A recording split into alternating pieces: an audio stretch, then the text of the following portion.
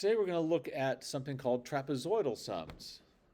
Your book, unfortunately, although it's supposedly the AP edition of the book, and it's an older edition, um, but not super old. They don't do their problems like they are on the AP exam, and that's why you have a worksheet. And I'll point out why in just a few minutes.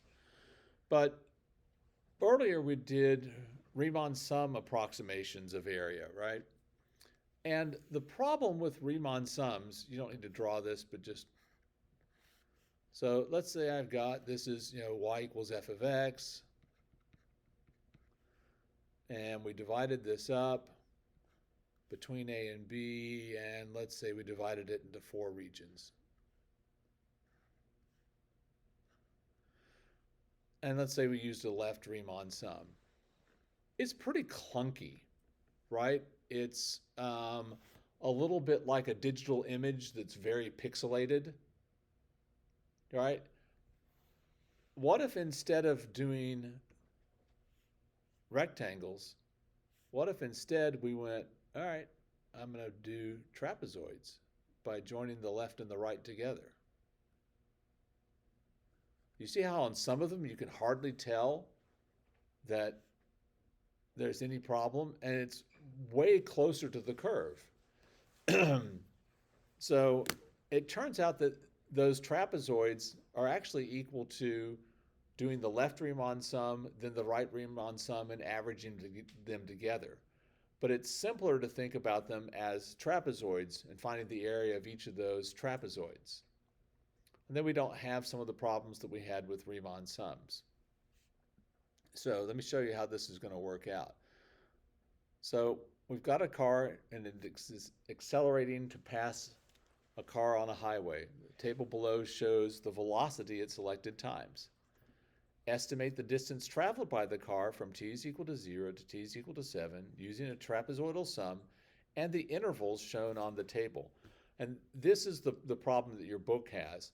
They always give intervals that are the same width, just like they did for Riemann sums. And I'm like, yeah, I get that. And if you always have equal width sums, there are things you can do to do these problems faster, but the AP never gives equal width intervals. It's always variable width. So what we're going to do, if you think about the trapezoid, let's make that a little bit higher. You're going to have whatever the function value is at x1, and we'll call that x2. This is f of x1.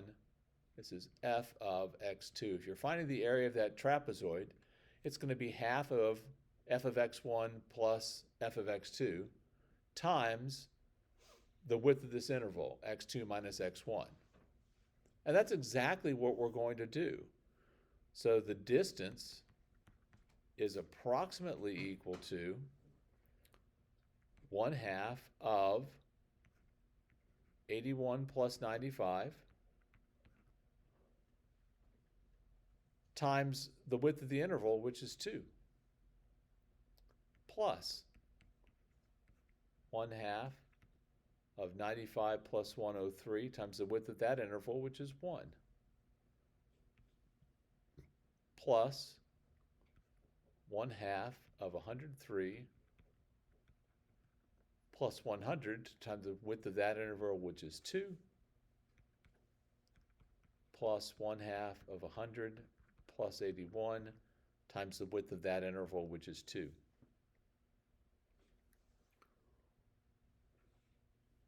Now, if this is a free response question on the AP exam, what should you do at this point?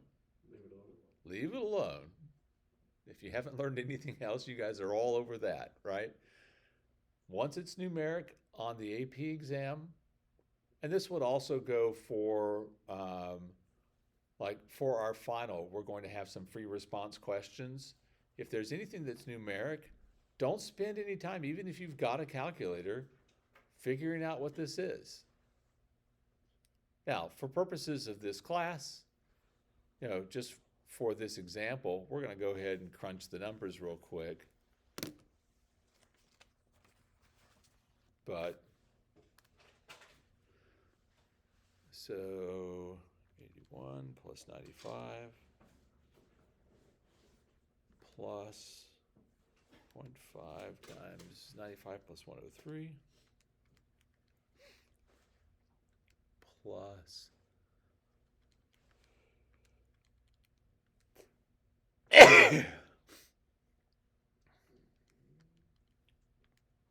I got 659.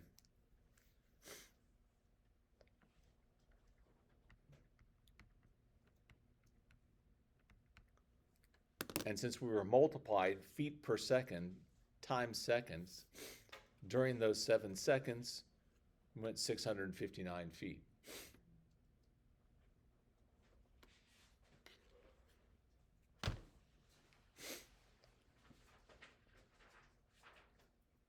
Notice also, before we go on, that this approximates the distance, and the actual distance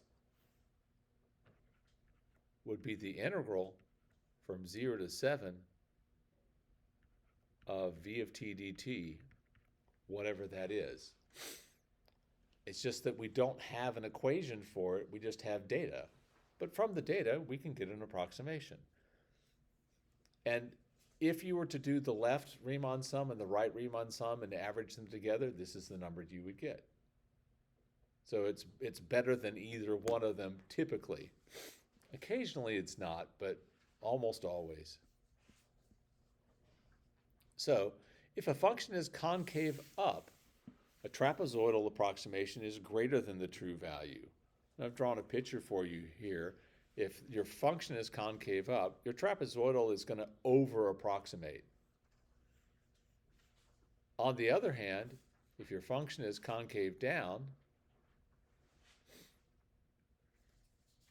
your trapezoidal approximation is going to be an under-approximation.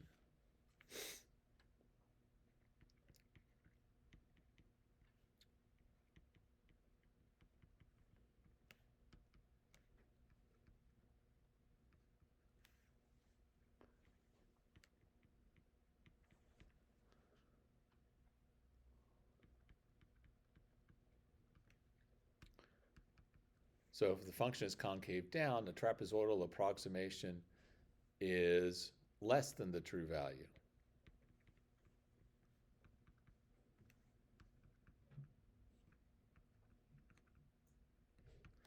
So at this point now, we have rules for knowing whether a Riemann sum is a over-approximation or an under-approximation, and that has to do with whether the function is increasing or decreasing.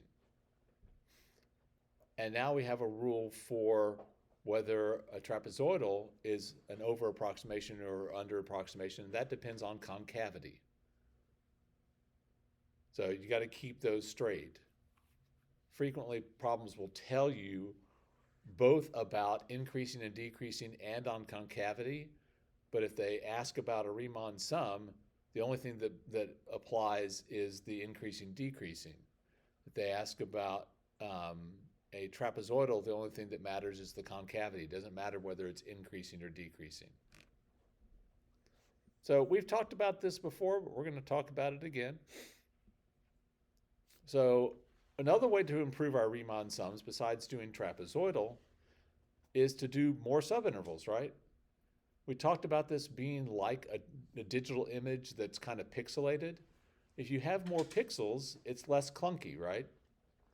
This is the whole idea behind almost every digital screen now. They're like, well, how many pixels per square inch or whatever do you have on that screen? The more you have, the closer it can look to real life.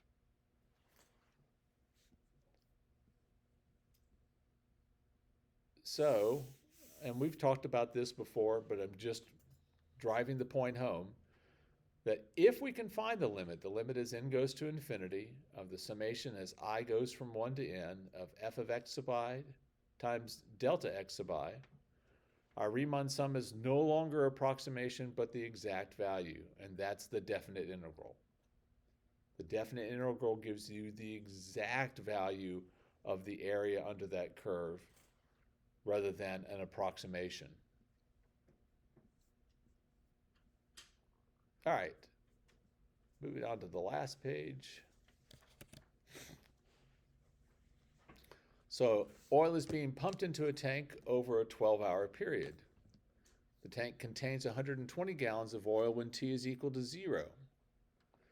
The rate at which water is flowing into the tank, and I don't know why I changed from oil to water halfway through this problem. I was probably just not paying attention to that part of it. I apologize.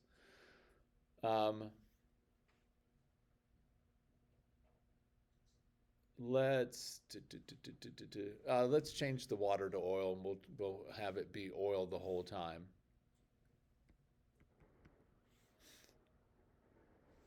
The rate at which oil is flowing into the tank at various times is modeled by the differentiable function R of t. Values of R of t at selected values of time are shown in the table below. All right. Estimate the number of gallons in the tank at t is equal to 12 using a trapezoidal approximation with the four subintervals from the table. All right. So here's where people get torched on this problem. Torched is maybe too strong a word. They get it wrong. I don't know if that's being torched. They're like, trapezoidal approximation, and they're all over the trapezoidal approximation, and that's great. But is the trapezoidal approximation actually going to give you the amount of oil in the tank? Why not? Because there's 120 gallons to start. There's 120 gallons to start with. Exactly right. So the number of gallons in the tank, you have to think about, well, when I start, how many gallons are in here?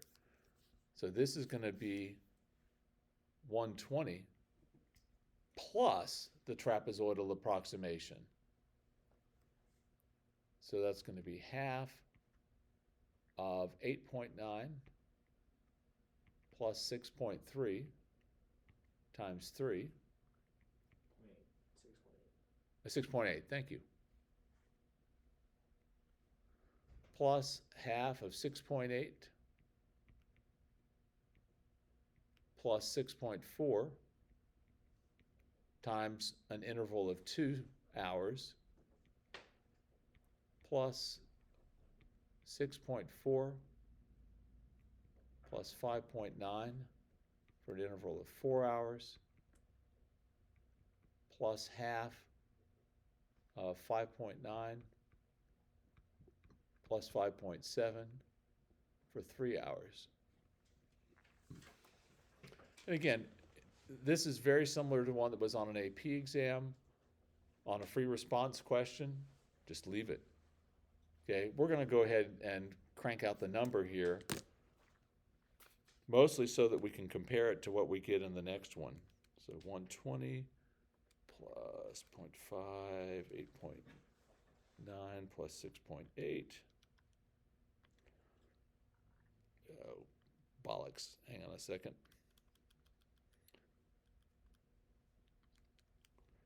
I accidentally hit divided by when I meant to hit plus. And I was like, well, that's not going to come out right.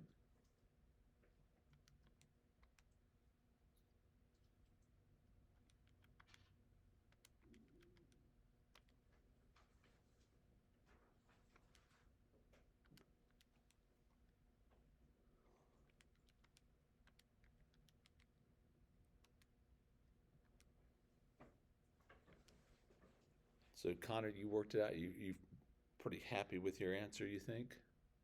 Yep. We'll see if we agree. What do you get?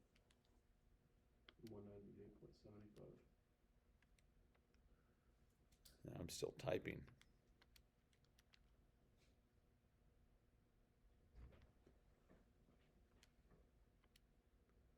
$198.75? Excellent.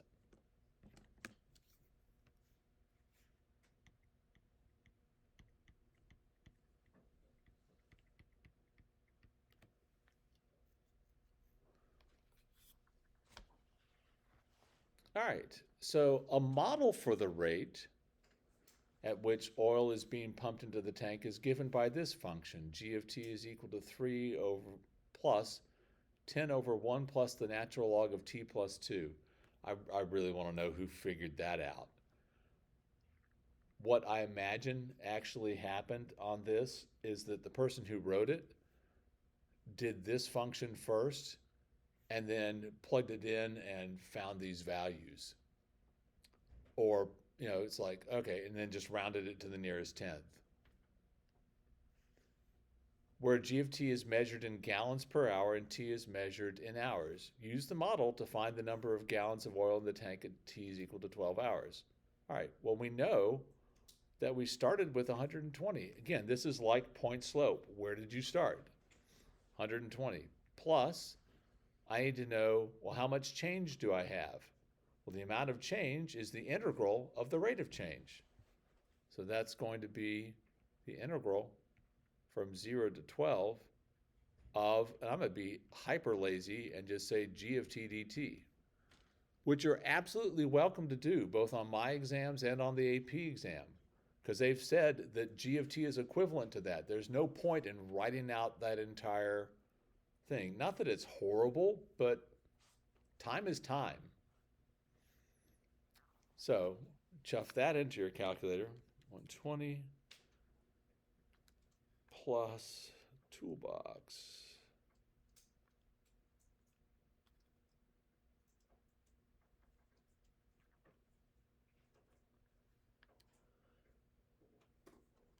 The integral from 0 to 12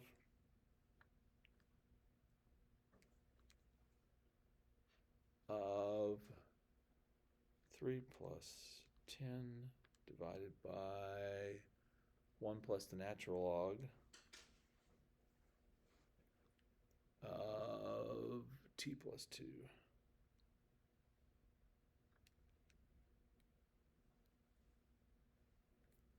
And I got 197.975.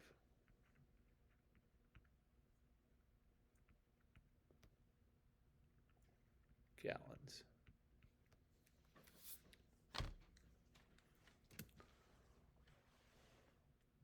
Our approximations are pretty darn close.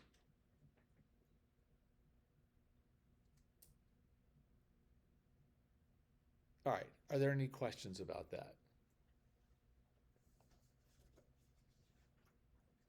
So again, reading carefully, like Jackson was like, yeah, there was 120 to begin with. It's surprising the number of people who will tell you that there were 78 or 77 gallons in there, and you're like, really? There was 120 to start with, and oil is being pumped into the tank. Okay,